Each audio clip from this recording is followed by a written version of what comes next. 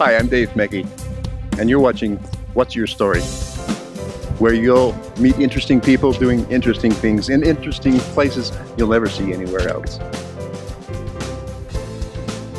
And here's today's story.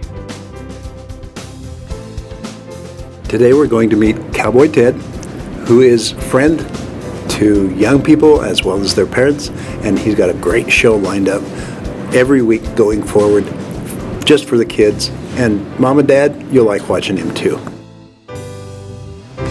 I grew up watching a lot of cowboy shows, and I have to admit, I've never heard of Cowboy Ted. All right. Who are you? Well, I actually designed my program when I was working in radio. You designed a program. Yep. So Okay. now we go out and do wellness programs for kids. I was actually working in radio and hosting rodeo reports on the radio. I was announcing rodeos and going out and writing about rodeos for different publications across the country. And the radio station asked if I would start going to schools and telling kids to stop using tobacco. And I said, it kind of means I need to stop using tobacco, doesn't it? So they said yes. So I stopped using tobacco, started going to schools, and then one of the principals said, why don't you design a kids club? Come up with 8 rules like your 8-second ride in rodeo and have these kids be able to identify with you. So I went home and I guess I was inspired from the universe, wrote down these 8 rules, and we started doing wellness programs for kids, and now we have visited with 250,000 kids across the country. And when we move to the video platform now, we hope to reach my goal, which is 1 million kids, and then expand beyond that and just encourage kids to adopt healthy lifestyles. So you've got a lot of kids. Yes. They're not all mine. So where does the cowboy come in talking about health and fitness and that kind of thing? How do you pull that off? I actually went up to Utah State and completed my degree, and I have a master's degree in health, PE, and recreation. Have a bachelor's degree in communications. Wow. Grew up in California on a ranch, and then went to Fresno State in Central California, got my degree in communications, and then worked in radio.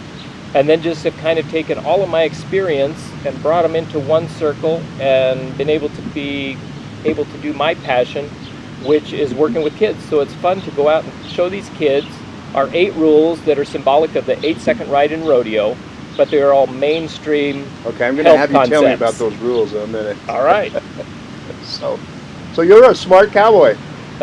And the ironic part of this is I am also an Indian. I have Native American background on my mother's side. My grandmother was actually a card-carrying member of the Algonquin Indian tribe out of Canada. They made them carry cards? Yep. Wow. Kind of like a green card now that they have to bring in. They had to carry a card that identified them as part of a tribal affiliation. Huh. Interesting.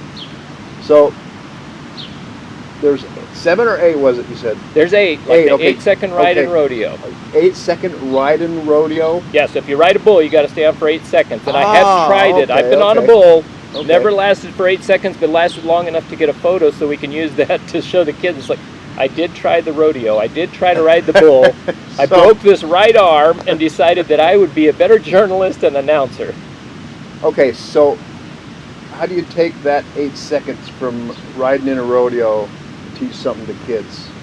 Where does that fit in? We bring it into the 8 rules or 8 concepts for good health. You want me to tell you the 8? Yeah, go ahead. All right. This is all about health. Yes. Okay. We start off with respect parents and others. So that's rule number 1. That's so we healthy. just tell the kids how to respect parents and others. Yeah, okay. It's an emotional health thing. Yeah, sure. Then number 2, lead a healthy lifestyle. So we talk to them about proper food, nutrition, exercise. Rule number 3, work hard in school. So we talk about goal setting, again, emotional, mental health. Rule number 4, be nice to others. So again, emotional health, but then we break it down to when you're nice to others, your heart slows down, your respiration slows down. It's actually good for your body when you're nice to other people. It's nice to them, so that is kind of our anti-bullying. Yeah. Rule number 5, be kind to animals. So when I went up to Utah State, they said, that's a nice one, because guess what? Most people that do domestic abuse start out with animal abuse. So rule number 5 is also an emotional, but it helps reduce your heart rate, respiration, good for the outside of your body as well. Rule number 6, set goals for yourself. So we're talking to kids, and I use my radio background to tell them that, hey, when I first went to radio, they said, you can't work in radio, you don't have a radio voice.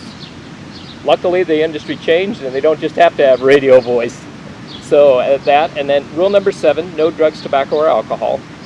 Rule number 8, do one nice thing for another person every day. So we're combining physical health, mental health, emotional health, and movement into our 8 rules. And then we teach the kids how to rope a bull by the time we're done. Movement. Moving your body. Wow. Okay. So these are kids aged what? From what to what? They're basically preschool up to 6th grade. So we're elementary school, preschool age. My target audience for everything that works just perfectly is age 4 to 8. Because when I'm working with 5th and 6th graders, I'll look out in the audience, and before they respond, they'll look to see what their friend is doing. Up to about 3rd grade, they don't care. Kindergarten, 1st graders, I want to be up there and play cowboy. I don't care what my friend says. If I can get in the front of the line, I'm there. Is cowboy still acceptable? I mean, has everything gone? I mean, are the kids too cool for cowboys now? 5th and 6th graders seem to be. Oh, And it depends on where I go. If I go into a rural area, it's like, hey, you are the role model. So Well- rural areas, we want cowboys for everything. 5th and 6th graders are too cool for school. Exactly. So if we go ages 4 to 8, Uh-huh. even if I go into inner cities, which I have done in California, they want to play cowboys. Yeah. I went to West Virginia and did a statewide tour in West Virginia. They never saw a cowboy before.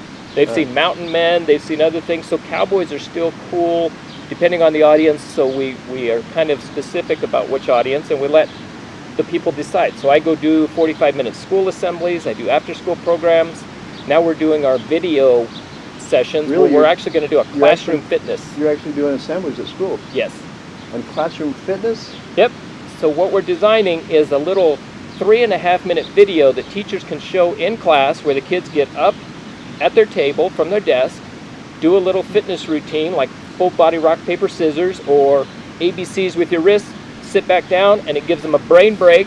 There has been research that shows if you give the kids a fitness activity and a brain break between subjects, they actually do better in school.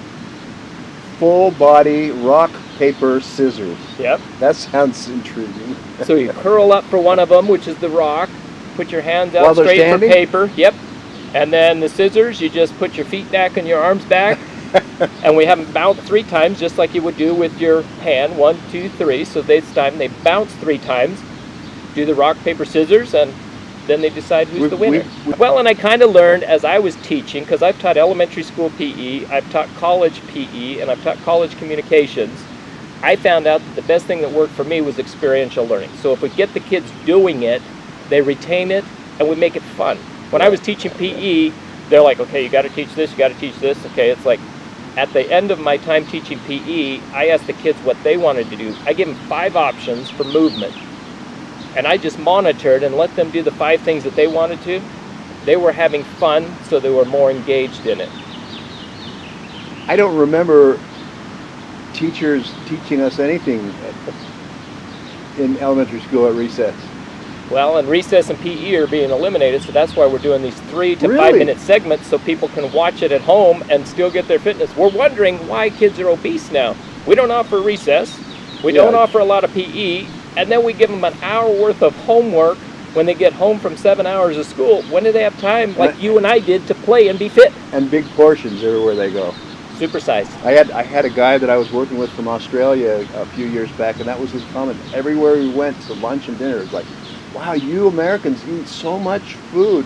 They're apparently their portions are like tiny compared to ours. And worldwide, we've got the biggest obesity problem. Yeah, too. yeah. There's other reasons, I'm sure, and we'll leave that for another professional. But When we do our school presentations, I tell them, this is a portion size, the size of your fist. So when Yeah. you're having a meal, don't have portions that are more than the size of your fist, and 2 to 3 of those portions tops. so no matter how yummy it is, Size of your fist, or what That's can it. fit in the palm of your hand, is a portion size. So what is it about Videazine that intrigued you enough to want to do a show? What's Videazine going to do for you and the kids and everything? I mean, are you excited about this or no? I'm extremely excited about it because what you're offering me is the opportunity to expand our classroom to around the world in a video format. So the stuff that I'm doing in the classroom, I can appeal to 30 to 500 to 1,000 kids at a time. Yeah. With your platform, we can now go out to thousands, millions maybe, of kids at the same time with our healthy message. We can do different platforms with our classroom fitness. We can talk about Indian culture. You're probably going to have little Japanese guys lassoing each other. They've said that they really like cowboy stuff over there, so Yeah. it's like, I've if you heard get that. me over there, That's why I brought that up. I've been wanting to do it, so if you get me over to do that, you'll help me accomplish one of my goals. Is that one of your goals, to go to Japan? I would like to go worldwide. Wherever somebody would like to have us and where we can share light and knowledge with other people, that's where I'd like to be. Sounds like fun. So, how long ago did you get started with all of this? I got started in 1999 when the radio station asked me to start doing some school assemblies. Okay. And it has evolved from there, and then in just 2015, we started doing video sessions for this so we could extend our reach beyond the classroom. So, it's been about a year Yes. that evolution took place. Yes. What are you hoping to accomplish going forward? I am hoping to reach out to, again, my goal was 1 million. I think with the internet, with everything else, 1 million could happen with one segment. And that would be awesome to just extend our reach beyond the classroom, to go into other countries, maybe even to a spot where somebody can translate into even other languages. So if there are people that not speak English, health concepts still fit, and if somebody's okay with, hey, here's how cowboys do it, and again, it's all mainstream health things. We just use the cowboy thing to get their attention. But it's all mainstream health ideas that we're talking about: physical, mental, and emotional health, sharing that with kids across the world. Well, interestingly enough, and more so even now with the digital technology and social media and whatnot that's going on, more and more people are speaking English around the world. And you'll find kids that are in countries that you'd never know that they're watching Cowboy Ted. And I started this program in rural areas in America, and I'm not sure we were speaking English there. Yeah. So this will be a great opportunity, and we're looking forward to having you do this show once or twice a week in the beginning, and ruffling some feathers and making some people happy.